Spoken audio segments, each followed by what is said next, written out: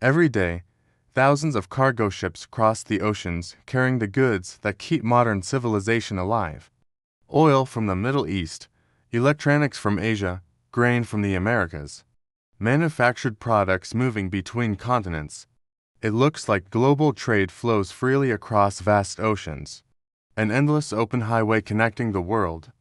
But that idea is an illusion because the truth is far more fragile. Nearly all global trade, the fuel, food, and products that power modern economies, is forced to pass through a handful of extremely narrow corridors, tiny gaps between continents, artificial canals carved through land, natural straits that ships cannot avoid. These places are called choke points, and if even one of them shuts down, the global economy can feel the shock within days. Oil prices spike, supply chains collapse, entire industries stall. The modern world depends on these narrow passages far more than most people realize. So, the real question is this: how did the global economy become so dependent on a few fragile choke points, and what happens if one of them breaks? The origins, geography, that shaped global power long before modern globalization. Geography quietly shaped the destiny of empires. Ancient civilizations quickly learned that controlling narrow trade routes meant controlling wealth.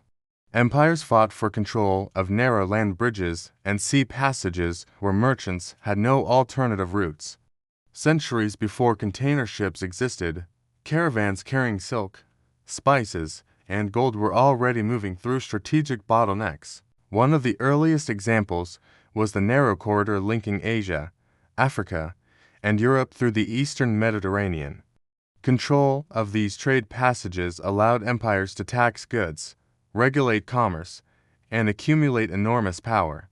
But the real transformation of global choke points began in the age of maritime exploration. When European powers began exploring sea routes in the 15th and 16th centuries, a new kind of geography emerged: maritime choke points. These were narrow waterways that ships had no choice but to pass through, and whoever controlled them could influence global trade. Over time, a handful of these passages became critical arteries of the world economy. Among the most important: Strait of Hormuz, Strait of Malacca, Suez Canal, Panama Canal. Bab el-Mandeb. At first, these passages were simply geographical obstacles. But as global trade expanded, they became something else entirely. They became economic pressure points. The rise, how a few passages became global lifelines. The Industrial Revolution dramatically increased the amount of goods moving across oceans. Steamships replaced sailing vessels. Factories demanded raw materials from distant continents. And suddenly global trade exploded. But ships still had one problem: distance. Before the construction of canals, ships traveling between Europe and Asia had to sail around the entire continent of Africa.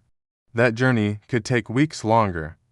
Then, in 1869, everything changed with the opening of the Suez Canal. For the first time, ships could cut directly between Europe and Asia through Egypt.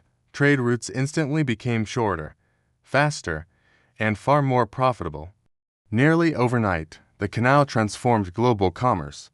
A similar revolution occurred in 1914 with the opening of the Panama Canal, allowing ships to avoid the long and dangerous journey around South America. These canals did something remarkable: they concentrated global trade into narrow corridors. Instead of spreading across the oceans, shipping lanes became increasingly focused on specific choke points, and with that concentration came vulnerability. Because when too much traffic depends on too few passages, the entire system becomes fragile.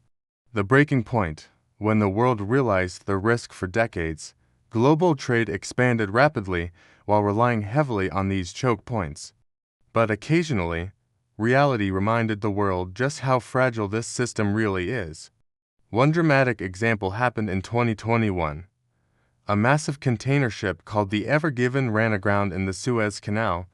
At first, it seemed like a minor accident, but within hours, the canal was completely blocked. Hundreds of ships began piling up on both sides: oil tankers, container ships, cargo vessels carrying billions of dollars in goods. global trade slowed to a crawl. Each day the canal remained blocked. Analysts estimated that nearly $10 billion in trade was delayed. Factories began worrying about missing parts. Energy markets watched nervously. Supply chains stretched to their limits.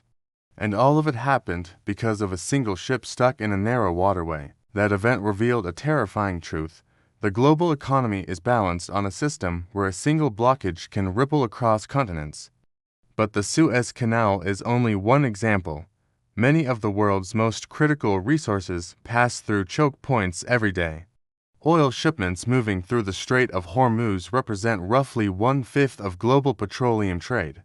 Meanwhile, the Strait of Malacca carries enormous volumes of energy supplies and manufactured goods between Asia and the rest of the world. If these choke points were disrupted, the consequences could be immediate. Energy shortages, shipping delays, rising prices across global markets. Fallout: why nations compete for control. Because choke points are so important, nations understand that controlling them can shape global power. Military presence, naval patrols, and strategic alliances often concentrate around these narrow waterways. Countries want to ensure that trade flows freely, but also that potential rivals cannot block these routes. Throughout history, conflicts have frequently centered around these strategic locations. Control over a choke point can provide enormous leverage in global politics. Even the possibility of disruption can influence oil markets, shipping costs, and international diplomacy. This is why these narrow passages are often guarded by some of the world's most powerful navies. The stakes are simply too high because modern economies depend on constant flows of energy and goods. Interrupt those flows, and the system begins to strain. Failed fixes: why the world cannot easily escape them. You might think the obvious solution would be simple.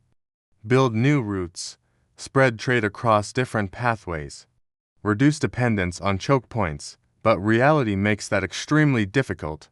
Geography cannot easily be changed. Most of these choke points exist because continents and oceans create natural bottlenecks. Alternative routes often add thousands of miles to shipping journeys. And building new canals is incredibly expensive and politically complicated. Even when new projects are proposed, they face enormous challenges. Some countries have explored Arctic shipping routes as ice melts. Others have discussed new canals or land transport corridors, but these alternatives remain limited. For now, global trade still relies heavily on the same choke points that have shaped commerce for centuries. Modern parallels: a fragile system in a connected world today. The scale of global trade is far larger than ever before. Roughly 90% of global trade moves by sea. That means the entire world economy depends on shipping routes passing through these narrow passages. The more globalized the world becomes, the more pressure is placed on these choke points. More ships, more cargo, more dependency, and history shows a repeating pattern. When systems become highly concentrated, they also become vulnerable. A war, accident, political crisis, or natural disaster could disrupt these routes, and when that happens, the shock spreads quickly because global supply chains operate on tight schedules and just-in-time delivery. Even small disruptions can cascade across industries. 3 key takeaways. First, the global economy may look vast and unstoppable, but it depends on a few fragile geographic bottlenecks. Second, control of these choke points has shaped global power for centuries and will likely continue to influence geopolitics in the future. Third, as global trade grows, dependence on these routes becomes even greater, increasing the risk of disruption. Final thought: the oceans seem limitless, but the highways of global trade are not. They narrow into a few fragile passages where geography quietly decides the fate of commerce. And the next time a cargo ship passes through one of these choke points, remember that behind that narrow strip of water lies the movement of trillions of dollars and the stability of the global economy. If even one of those passages fails, the consequences could reach every corner of the world. If you found this breakdown interesting, subscribe for more deep dives into the hidden systems that shape global economics. trade, and power.